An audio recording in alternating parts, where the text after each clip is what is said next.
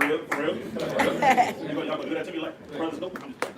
Make sure when a woman is in your presence, whether of all the situations you had in life regarding other women, when these women come into your presence, you give a round of applause. You open the door, you make sure to applaud them for the work they're doing because it is a dangerous job doing this for males or females, but since the women have now taken the forefront and the lead in certain areas, we need to back them up and support them. So give a round of applause for our sisters.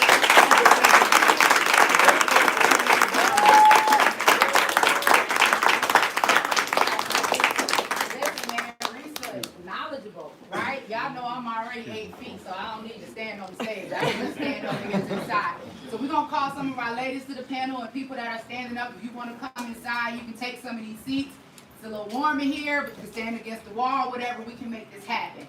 So it was very important for me, like I told you all before, to make sure that I bring these conversations to our inner cities, because we got to begin to wake up on how today's current politics actually impact communities of color. It's like everything we see, it's all about the black community, right? We need to take a vaccine, we gotta have an abortion, we poor, or our schools. But when it comes to policies, we don't see nothing for black people. We see an Asian American hate crime bill. We see $50 million going to Asian Americans, and we know, I don't know how many of you live in the black community, but I know me, ever since in all my life, I've supported Asian restaurants, their beauty supply stores, their nail salons. I haven't seen any beef between us and the Asians, but somehow all of a sudden, it was a hate campaign created to give reparations to Asians and give them a hate crime bill, but we still talking about getting shot and killed by the police every day. Black Lives Matter. Let's get into this.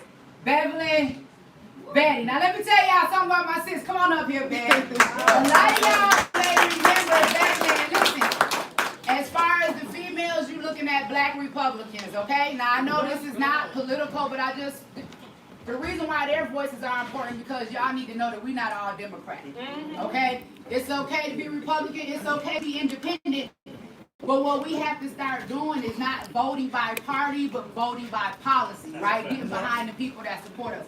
Bev, y'all might remember, Bev, can I tell on you for a minute? So do y'all remember the viral video that went around of the young lady that spilled the paint, the black paint on the Black Lives Matter mural in Washington? And then, did they stab you? What happened? We're going to talk about that. We're going to talk about that. My girl, Rita Wilson, come on up right quick.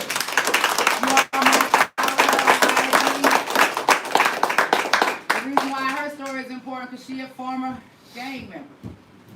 Like, gang members, Republicans, what's going on here? Then my beautiful sis, Shamika. Woo!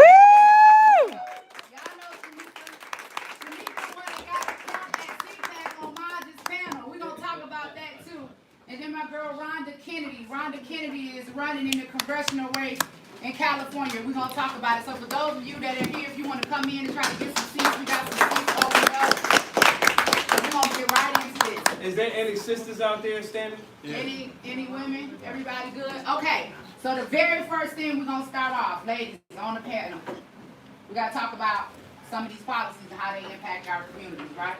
So a lot of times we may hear the Democrat Party and people talking about welfare and the need for welfare. I've collected welfare before. I ain't hating on nobody. I believe that if people are in need, that they should get it. But my question to you all is welfare dependency, which seems to be something that we see being pushed a lot right now, right? From Democrat Party, mainly. Dependency, generational in the black community. Yes. Why? Beth? Well, first and foremost, I grew up on welfare. My mom had 5 kids, single. So for me, it was like, that's how we live. But my mother always told me, you never depend on welfare, you never depend on the system. But at the same time, growing up the way I grew up, I grew up around drug dealers and I grew up around scammers and things like that. And so for my family, even if they did get all the help they could get from the welfare system, they were still scamming on the side and making some type of money on the side. But let's look at the perspective. When I was in college, I was getting evicted out of my apartment, and I'm like, okay, well, I don't make enough money. Let me go to the, system, whatever, Social Security, whatever they do. Let me get the one-shot deal. So I'm like, I'm in college. Obviously, they will help me because I'm in college, right? They tell me, if I dropped out of college and I had a child, then they would help me. But because I'm a single girl that's a student in college, they can't help me. You know what I'm saying? So in a sense, they only wanted to give me the services I needed if I subdue to the system, which would be having a child without being married, because everybody knows if you get welfare, you cannot be married. And if back in the days, even if a man lived in a house, they're coming to check the house and search the house. And if you got a Section 8 voucher, they're cutting you off. So by default, us depending on all of these little programs that we get, right, we have to subdue to their systems, and therefore that's why we're generating. I think that's good that you brought that up about them coming by check, because I tell people all the time, we hear about them saying family separation. When it comes to the black community, Section 8 was a part of family separation, right? You can live here, but the father of the child cannot live here, right? And I can even get deeper into that if y'all want me to. I ain't trying to take the stage. I know y'all can. But let me just give you a quick rundown. Like, sometimes, black men need somewhere to stay too. Once they've maxed out at home or whatever, they may not necessarily be on their feet. So you may have a situation where you have a father that was basically living with the mother. They separate because he can't live there. He goes somewhere else, gets with another woman. He makes another baby. That situation messes up. He can't live there. He's in another situation. Then you got a young man that's forced to pay child support, right, for 3 different children. He also has to live and create a lifestyle for himself. So what do our brothers do, right? Because they can't get the best paying jobs if they don't have the best education. They begin hustling, right? And then we get hit with the 94 crime bill and the 3 strikes you out. Then you're snatched up, right? And you're gone to serve 10 years or a life sentence, right? You leave all the pressure on the mama. She's working hard every day trying to keep a roof over the children's head because they're now fatherless. Our children are being raised by what? The internet, society, what they're pushing in public school. You come home from prison 10, 20 years later, and your son is now a full-grown woman. Talk about it. Let's go. Talk about it.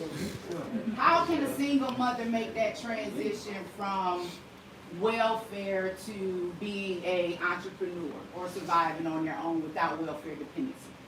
One of the things I think everyone should know is that you can survive on welfare, but you'll never thrive. And so I think if you really want more out of life, then you have to really buckle down and just deal with the hard times. Like for me, when I had my first daughter, who is now 25, I was getting a check. But when I got a job only making $6 an hour, my check was cut. So here I had the decision, do I want to get that check? Or do I want to say, okay, $6 an hour is not enough, I need to find another job and then another job and move up and do better. And one of the things that I feel like is generational is because my mother was not on welfare, although she had me at 15. So thankfully, she never taught me how to really finagle the system or to depend on the system. And so therefore, I don't teach my kids that. But I think we got to start being more vocal because there are parents who do teach their children how to finagle the system. And so you got grandma who was on welfare, then mama, then the child. You got a 8 or 9-year-old that knows how to, get food stamps or how to get another check or, you know what I'm saying? So we got to start being more vocal and teaching people that you're not going to thrive that way. It may feel comfortable right now, but they're going to have a hold on you if you don't do better for yourself. You're going to be controlled. You're going to be going in and begging, and they act like it's coming out of their pocket when you go and sit in front of them. And they're going to belittle you, and it's very condescending. Yeah. So the way that you do that, you just got to have that hustle, and you got to have that drive, but you also got to have people. We, as the older women, we have to teach the younger generation, and I think that's where we've kind of failed. Even generations before us, they're very quiet, and they don't speak up, and they don't tell us how to actually make it. So now it's time for us that are very outspoken. I'm an older woman. It's time for me to teach the younger generation, and not just my kids, but everybody that's willing to listen. Awesome. So Rhonda Kennedy. So I think it's important for people here to recognize your face because a lot of you that are here drove here from LA. And so you're in California. You're running for Congress. as a Republican, right? I ran as a Republican, y'all don't start hating. I'm gonna talk about my journey in a minute, but you're running as a Republican, I've been right? a Republican my whole life. So let me ask you a question, because we're talking about that transition from welfare dependency to entrepreneurship. With you running for office, what is some of the legislation that you think you could produce to help communities of color basically make that transition from lifelong welfare recipient to successful entrepreneurs? Right. I just like to say that I've been in that boat as a teen mom and mother of 6 now, including 8-year-old triplets. But I was in that boat. I was on legislation. But what I did was I put myself through school. I put myself through law school. Now I'm a practicing attorney. But what I do is I give back to the community. A lot of us forget where we came from. We get up and then we don't look back. But one of the things I want to do when I go to Congress is overhaul the FHA program. A lot of people, they get those Section 8 vouchers. They're renting for 10, 20 years, and they pass a Section 8 voucher down to their kids. They bought their landlords more, 1 house, 2 houses, 3 houses. What I want to do is stop basing an FHA loan on your credit score, which 3 private companies control it, but to base it on your rental history. If you paying rent sometimes twice as much as a mortgage to somebody else, why can't you buy a house and invest in your own community? Yeah. Right. So right on to our next topic, because I was trying to keep things in order. Mark Little, when he opened up, they was talking about putting the men in the lead. So I tried to let the men go before us. They took up all our time. But listen, let me ask you all on this topic, right? And you all know this topic is something that's kind of personal to me. I say you never really start addressing things until they impact you personally. Sometimes things have to be in your own house for you to really see it or wake up to it or understand it. So we got to talk about gender identity. We got to talk about the Equality Act. Now, I want to put out a disclaimer and say, first of all, this conversation is not about grown adults that are making decisions with their lives. We're strictly talking about this agenda when it comes to our youth.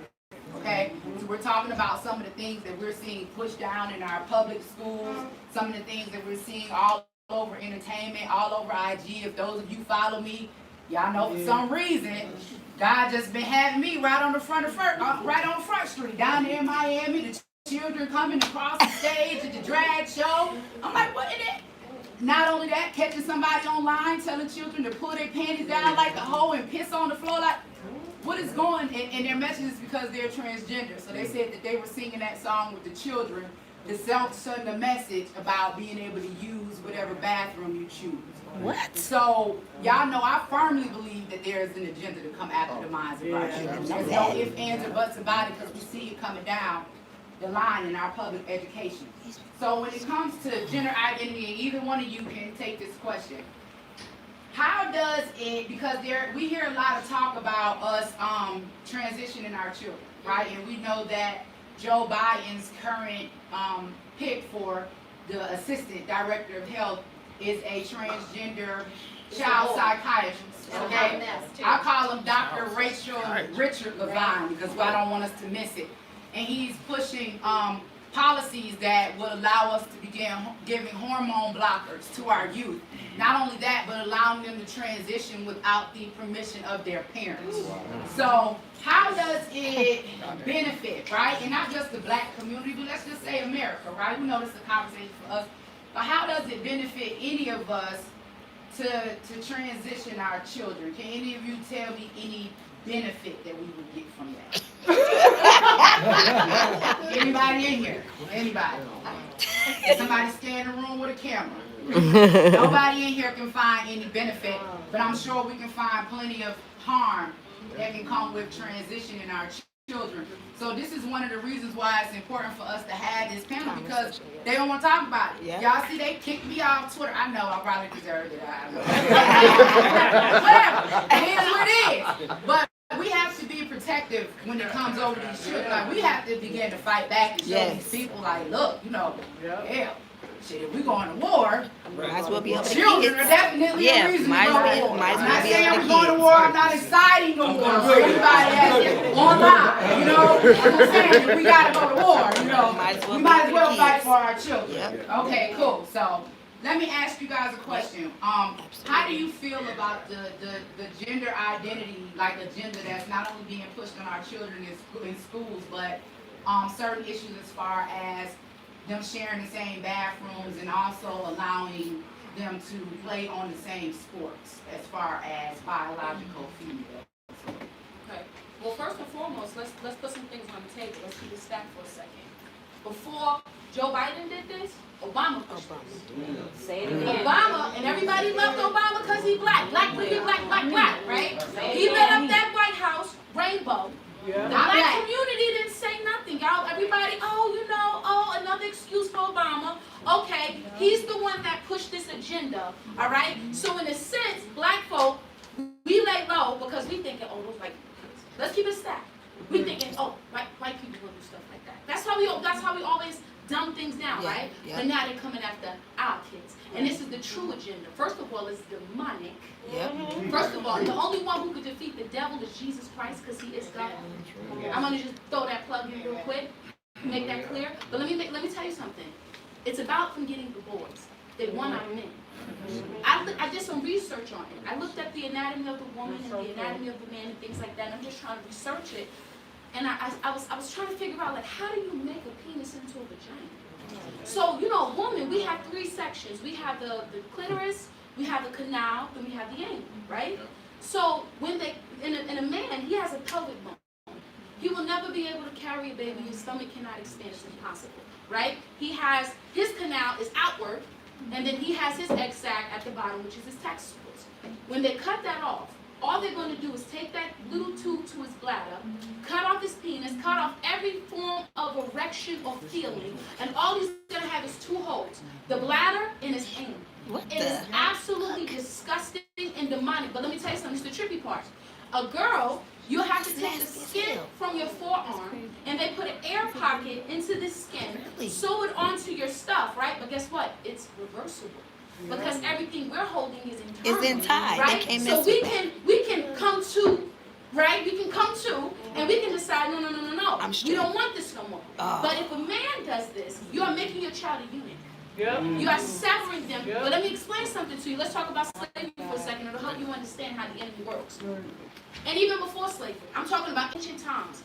When they got the men, when they conquered a nation, they castrated the men, and they made them eunuchs, and then they would work in the king's court. And they would take the women and make them as their concubines. But once they take the man, they take the foundation of a family. That's exactly what Black Lives Matter was promoting. So this transgender thing, all of this is absolutely demonic, but the agenda is the man.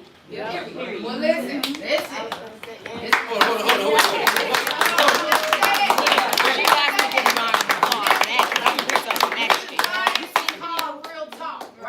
is the real talk tour. You're not gonna get this everywhere, and we have to talk about this. And the real talk tour is about everybody having their opinion, regardless of your religion, regardless of your political, regardless of your sexuality. We're talking about these issues and how they impact us. Right? One of the things I want us to do, and especially in the Black community, is stop all this foolishness about not needing a man. So when we can blame everybody else, and we allow I gotta stop. That's one of our topics. She jumping in. Hold on.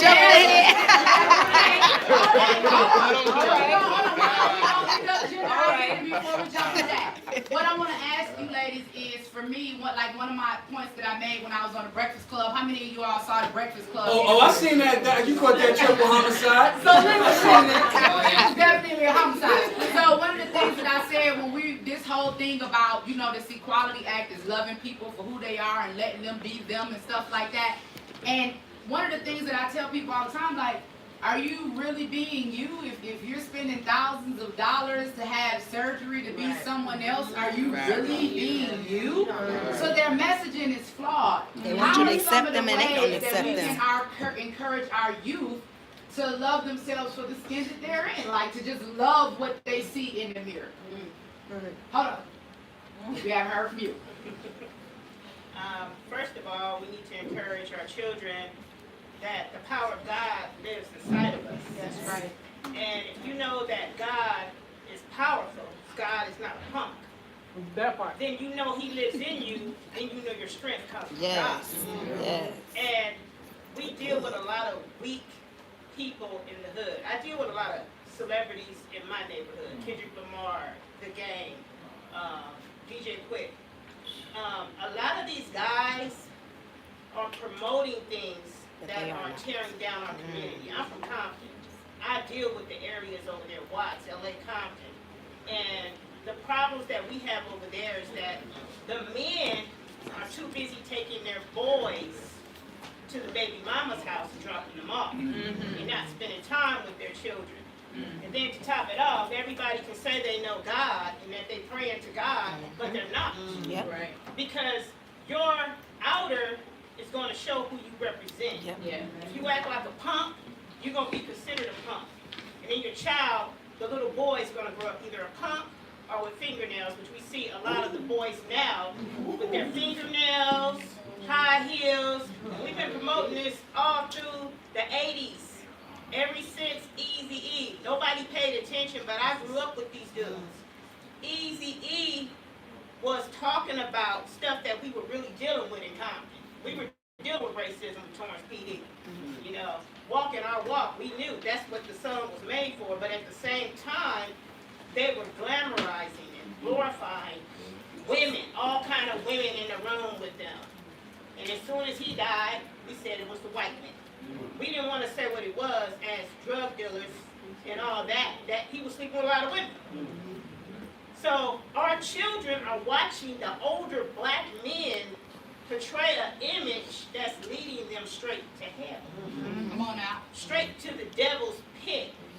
So the little boys are with the women, the baby mamas. They have no structure. Like our brothers, our Muslim brothers, when they used to be in Compton a lot. We don't even see them that much no more with everything going on. So much in the hood, don't nobody want to be over there. You're going to get shot at.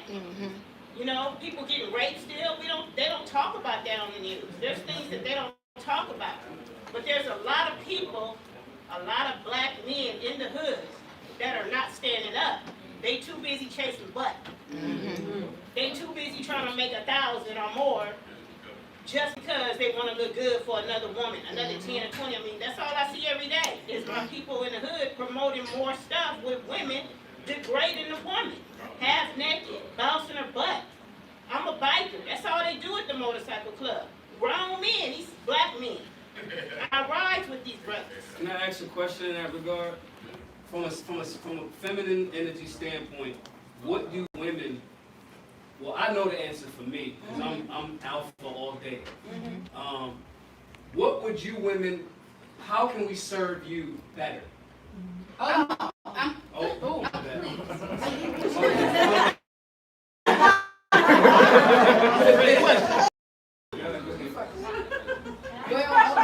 Everybody got an answer. Go down. On that gender.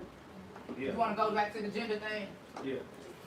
Go right quick. Then we're going to get into Maj quick. Because Maj used to running everything, so he just going to take over the panel. Go ahead. It comes back to what I was saying earlier about us having a seat at the table. Right now we're talking about the result of what the lawmakers did.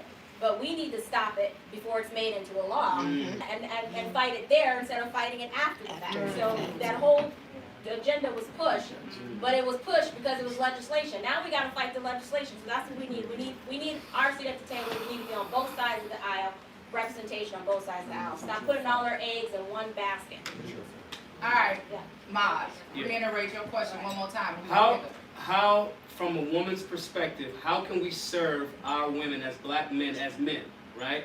Not to the isolation, I gotta preface it, not to the isolation of any other ethnicity, right?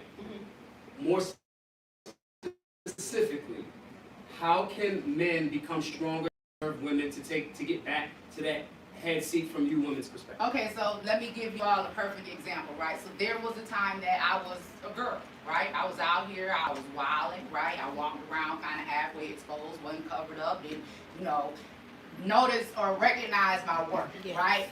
It took a man to love me and bring the queen out of me. A man to tell me, Shawty, when you come around me, make sure that you covered up. You're not going to embarrass me around me and my friends. right? You need to act like the queen that you are, right? Another person investing in our dreams, our businesses. If we're educated and we're men and we're in business and we know how to get money, and there are women in your community that you know the father may be in prison, not she got kids, teach these women how to make money.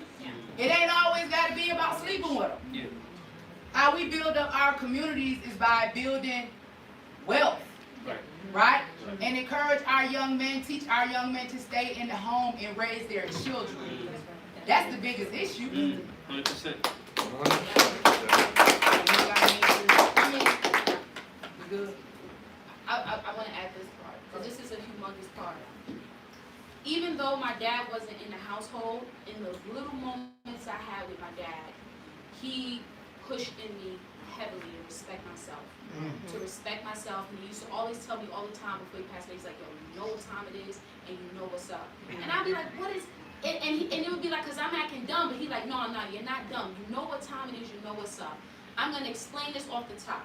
First and foremost, women have to learn to respect themselves. And yes, it takes an initiative of a man to do so, but at what you got to realize what you put out is what you get back.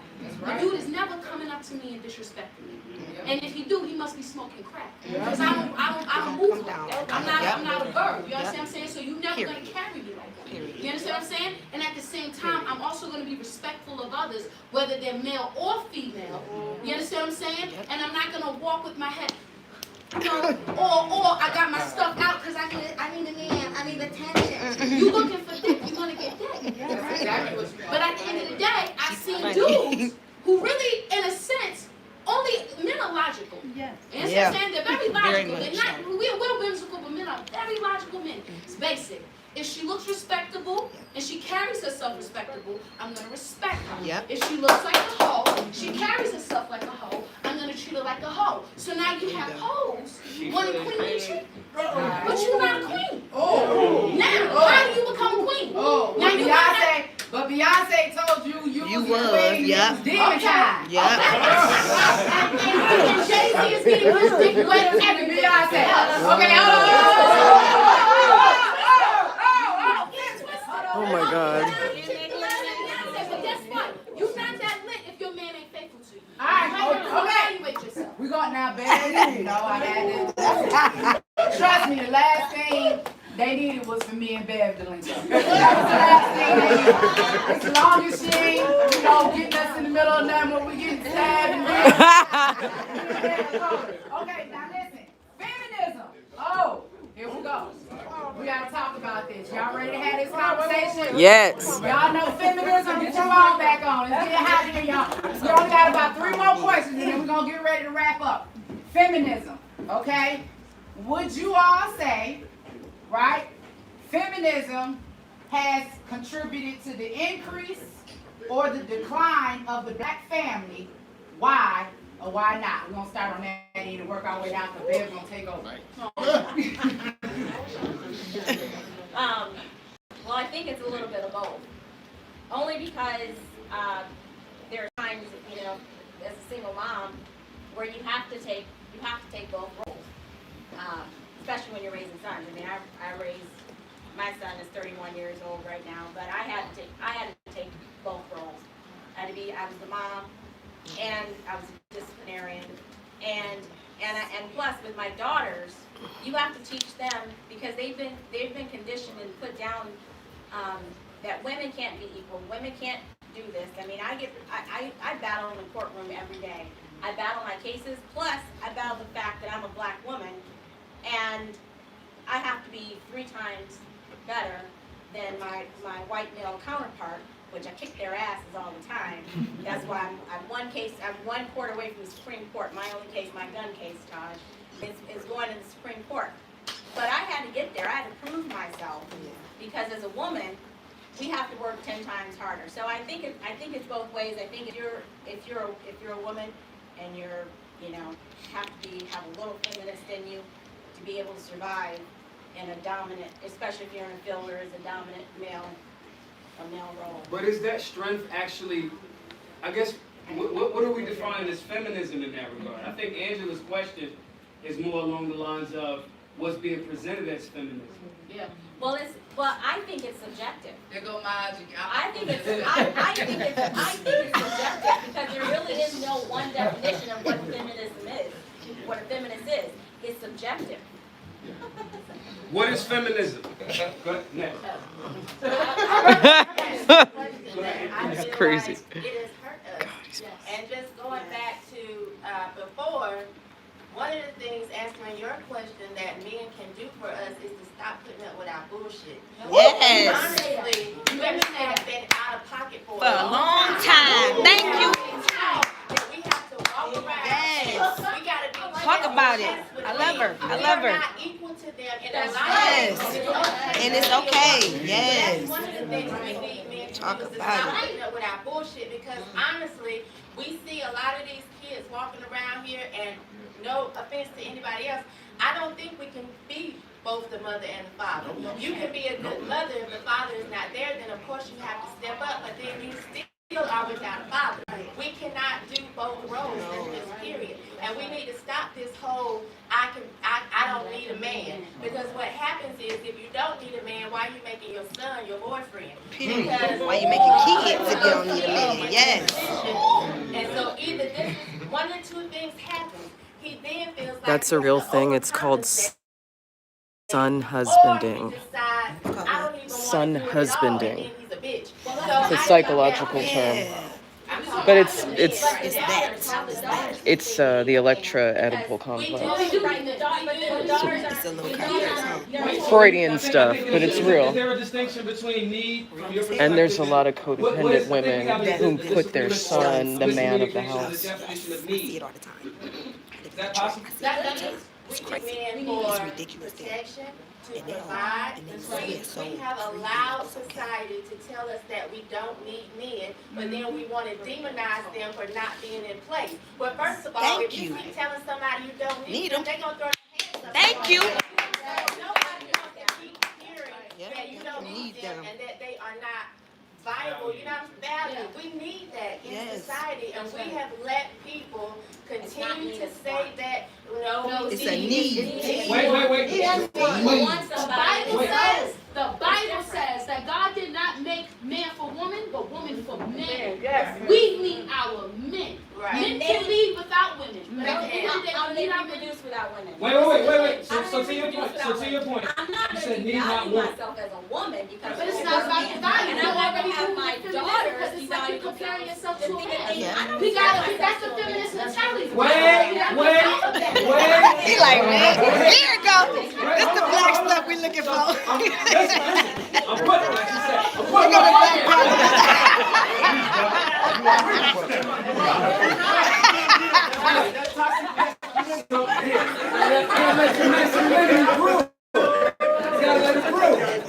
Be about that. We need each other. That's right. One or the other. Yes, we need each other. That's why we came from the rib and not the butt or the head. That's right. We need each other. But you And don't hear we men need each saying other, it. You hear period. women saying it. Biblically, God made us to be the helpmate. Yes.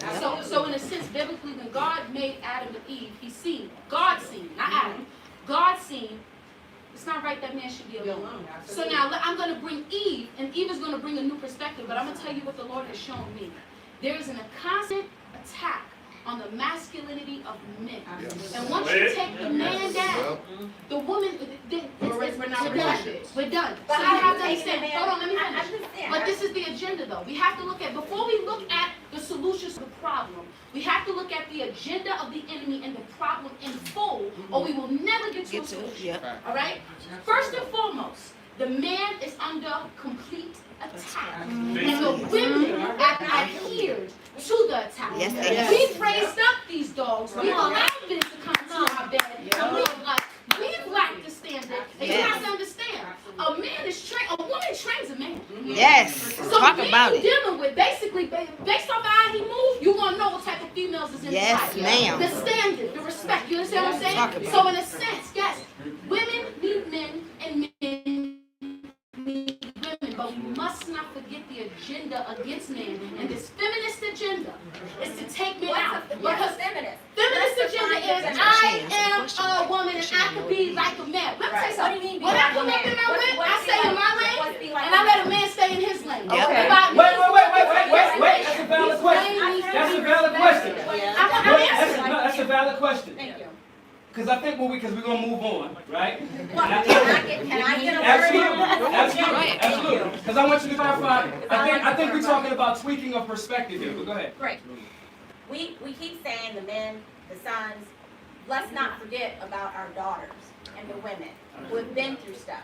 We are the backbone, okay, of the family. And when I say equal, I mean I have just as much respect for myself as I have for my husband. I'm not going to put myself below my husband. We are partners in our relationship. When you're married, you have a partnership. And I'm going to teach my daughters to guide themselves. So many people teach their daughters to go to college so they can find a husband and have a man that takes care of them. But that ain't got nothing to Yes, do it with does. Wait. When you say that you need a man, that's what it is. You need a man. It does. Well, I think Wait. okay. I need a man. Put it down. I'm gonna speak from, since we're talking about the church and everything, Satanism has hurt the church. Now, people compare the church I'm from to the Muslim congregation because we don't allow women to submit authority over men. That's what the Bible Church says. of Christ, we don't do that, and we just like Farrakhan and the Muslims. We don't do that. So, a lot of people have allowed these women to become bishops when the Bible simply says a woman's place is not bishop. Pastor is not. When I say I'm a minister, that doesn't mean I'm a pastor. That means I minister the word of God. So feminism has destroyed the church. This is why women have this uproar in them. Instead of, in the book of Ephesians, it talks about how women should humble themselves, and they were very disruptive then.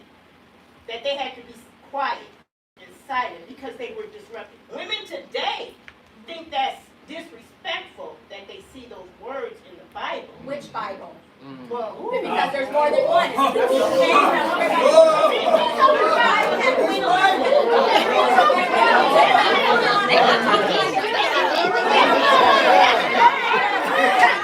Honestly, I'm ready to go.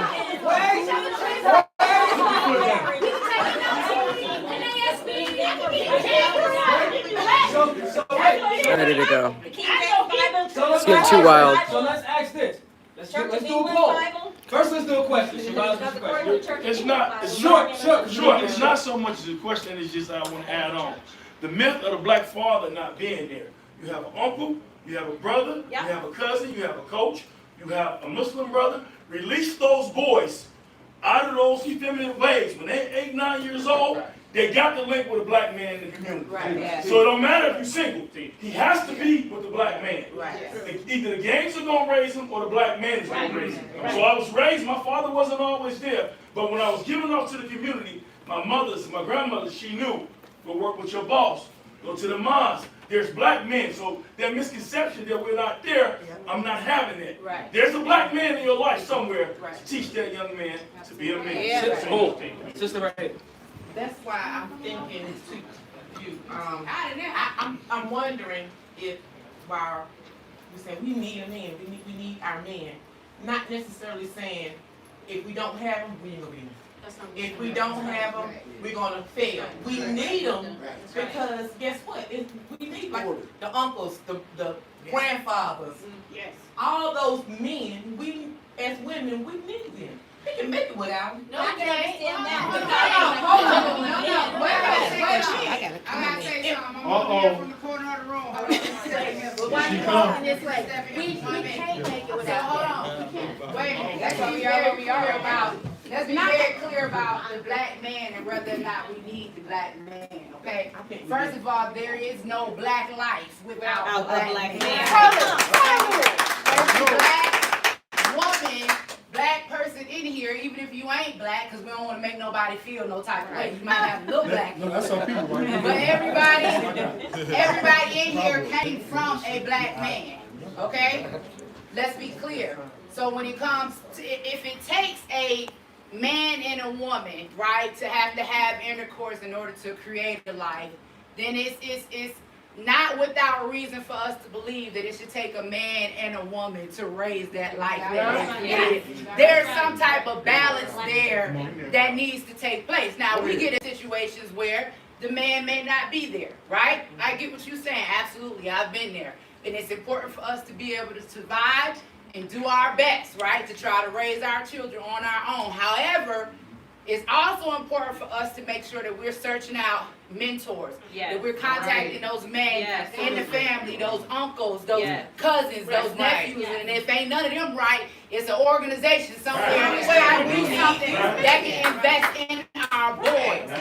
My biggest mistake, right, because I was raised by a mother and a grandmother, their whole thing was we don't need a man. Was believing that I could do it on my own and I did not need a man and I had 3 boys. Now I'm looking at the result, right, of me being so strong, right, trying to raise them on my own because I was scared, I was overprotective and I didn't want to let them go nowhere. I want to make sure that nobody harm them. And now I can see how there's definitely an absence of that male figure that should have been there. So do we need our men? Absolutely. Do we want our men? Absolutely. And do we want our sons to grow up to be men? Absolutely. Okay, Mike. So I think first we're gonna we do this last will conservative. We're gonna be doing this question. I think we want to leave it on. Well, we really need to wrap up. So right. you whichever one you want to do. So look, this is what we're gonna do. I took over. My bad. Okay. Now, this is what I really need everybody to do. One, this type of conversation, this type of information, you know, you had the brother Rizza Islam just give you all like 50 years worth of information in like 8 minutes. Okay? You had these sisters up here giving you perspective, and I'm more specifically talking to the men about this. These women literally just told you blueprints to how we can reattach our community, right? These type of things came out of one conversation and the first Real Talk tour. This is what I'm not paid, Angela didn't tell me to do this, okay? This is what I want everyone to do. I want everyone to donate to this so it continues and it grows. Yes, sir. The brother Rizza Islam said, are you tired? Do you want to support? Yeah, I'm tired. Okay, support these types of conversations so they can continue to grow and become organizations and organisms within our community that expand. Is that fair? Yes. Okay, cool. So I tricked everybody. We're going to leave on the conversation of what we're going to do from here. Action item list. We're going to go from this. No, we're going to start this way. I want to hear your perspective too. Y'all gonna battle it out at the end. I'm tricking them into doing it. All right? So I want to hear everybody's perspective on all of what we've heard today. What are our action item lists of what we do next once we leave here? Individually or? Individually, starting here. Well, first and foremost, I've been doing ministry for 7 years. Started off in street ministry, and I mean, just for me, it's always been getting out on the streets, getting involved with the young women, the young men. I've gone to brothels, I've dealt with pimps, I've stopped shootouts in Chicago. I mean, just constantly being a presence in the kingdom of God, just advancing His kingdom is my priority over everything. But I will say this in this season, the biggest thing I can take from this and the biggest solution I see to the problem is us getting out here as a whole. And acknowledging first and foremost. Now, a lot of people are not going to like this, but I'm going to say it straight up. If you don't know who you are within, what can you project out? The Bible says, greater is He that is in me than he that is in the world. So first and foremost, we got to reconnect back to the kingdom. If you want, the whole point of Jesus dying and going on the cross wasn't so just He would die for your sins. That's not the case. It was the means to an end. So that you can get access back to your rightful place in Eden, which Adam lost, which is to have access to the kingdom, and now you take territory through dominion and influence and all of these things. Even if you have 10 friends on Facebook, you have a voice, you have a time to represent, it's time to start being a voice in your household and also to friends. How many of y'all can minister? Discipleship is a humongous thing.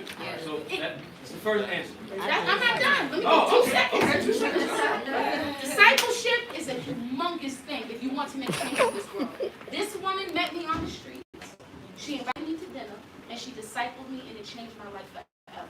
She's not my mother, we're not a blood relation, but we are now sisters in Christ. Yes. How many hungry young women and men want to meet with you, and you just take $5 to get a donut and coffee and minister into their lives? The same information that you've grown in, and now you sow seed. That's what Jesus did. He started with 12.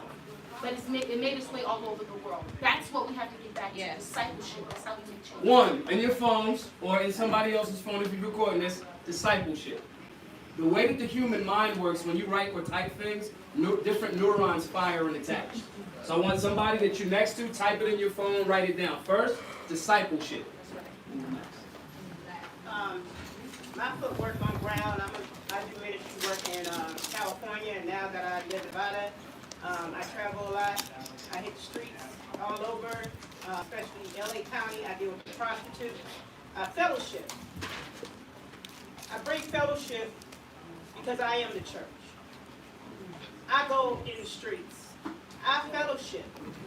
I bring the word, and some Crips and Bloods and Latino gangs don't want to hear that. But I'm not there to judge them. I'm there to love them first, because the first thing is love.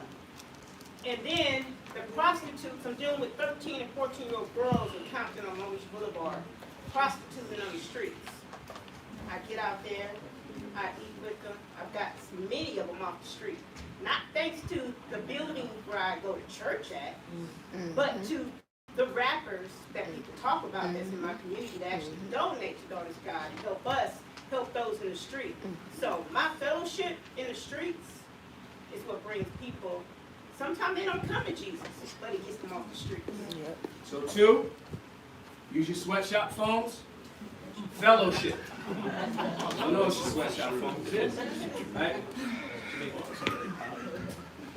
I think I'm going to continue to be an advocate for people, an empowerment advocate, because a lot of people are not empowered.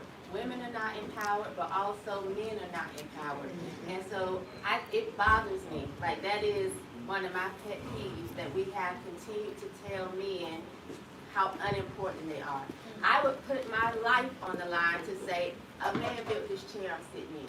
If these lights go out right now, we're going to look to a man to go and restore the electricity in this building. So when we constantly say, I don't need a man, I'm equal to him, I can do what he can do, women are not out here building cars, they're not building buildings, they're not doing all this stuff right here.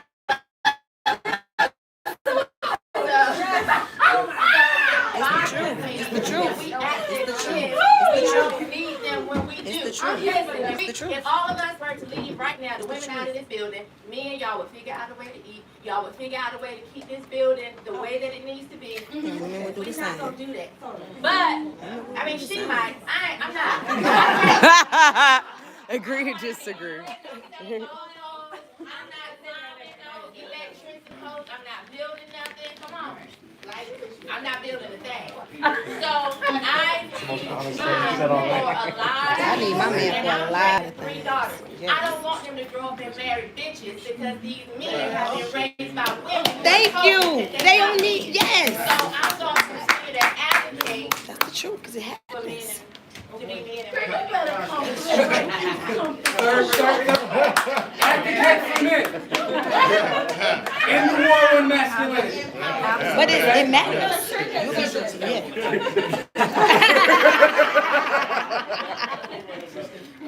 My head stopped exploding. Because it's not that, like, I don't like pumping gas. I hate pumping gas. I call my husband at the gas in his car and he gets gas in because I don't like doing it. If I have to do it, I'm going to get my ass out the car and pump the gas. If I get a flat tire, AAA's out there, I'm going to get my ass one out. You ain't drilling I could. There are women out there drilling it. It ain't that many. There are. It ain't that many.